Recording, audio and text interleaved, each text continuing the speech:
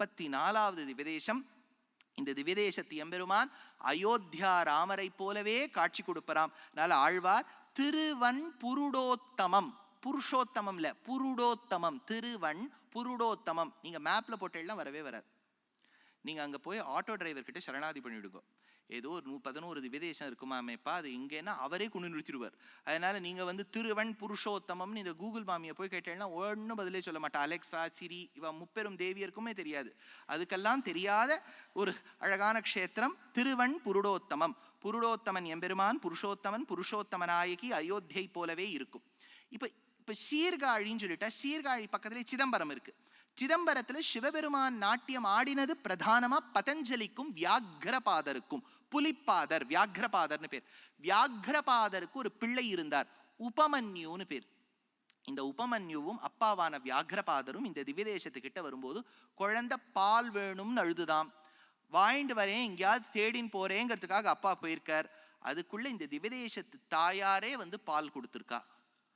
இந்த மாதிரி சரித்திரம் எங்கேயோ இருக்கே சார். பக்கத்துல சீர்காழியில தோடுடைய செவியன் விடையேறியோன்னு நம்ம ஞானசம்பந்த மூர்த்தியை பத்தி சொல்லும் போது கௌண்டின்ய கோத்திரத்தில் பிறந்தவன் அப்படின்னு சொன்ன போது இந்த குழந்தையும் பாலுக்காக அழுதது. அங்க இருக்கக்கூடிய அம்பாள் பால் கொடுத்தாள். அப்படின்னா பால் கொடுத்தாள்னா நீங்க உடனே பால்லாம் A2 மில்கா, அது ஆர்கானிக்கா இன்ஆர்கானிக்கா அப்படி இல்லை. பால் என்பது ஞானம். சமஸ்த ஜனனீம் வந்தே சைதன்ய ஸ்தன்யதாயினீம் ஸ்ரேயசீம் ஸ்ரீனிவாசஸ்ய கருணாமிவ ரூபிணி. ஸோ பால் எசென்ஷியலி டசன்ட், இது படங்கள்ல எல்லாம் என்ன பண்ணிவிடுறானோ, ஒரு சின்ன குழந்தை அதுல பால் இருந்தது, அந்த குழந்தை வாயில கொஞ்சம் பால் இருந்தது. பால்னா ஞானம்னு அர்த்தம். சாதாரணமா இருந்த ஒரு குழந்தையை ஞான சம்பந்த மூர்த்தி ஆக்கினார். உபமன்யு, வியாக்ரபாதருடைய பிள்ளை உபமன்யுவை இந்த திவ்யதேசத்து தாயார் பெரிய கவி ஆக்கினார் அப்படிங்கிற அர்த்தம். கம்பமாக்கடல் அடைந்து இலங்கைக்கு மண் கதிரவை பத்தும் அம்பினால் அறுத்து அரசு அவன் தம்பிக்கு அளித்தவன் உரையும் கோவில். செம்பலா நிறை செண்பகம் மாதவி சூக்தம் வாழைகள் சூழ் வம்புலாம் கமுகு ஓங்கிய நாங்கூர் வன் புருடோத்தமமே அப்படின்னு ஆழ்வார். வன்புருஷோத்தமன் எம்பெருமான் தாயார் ஒரு குழந்தைக்காக ஞானப்பாலை கொடுத்தவள்.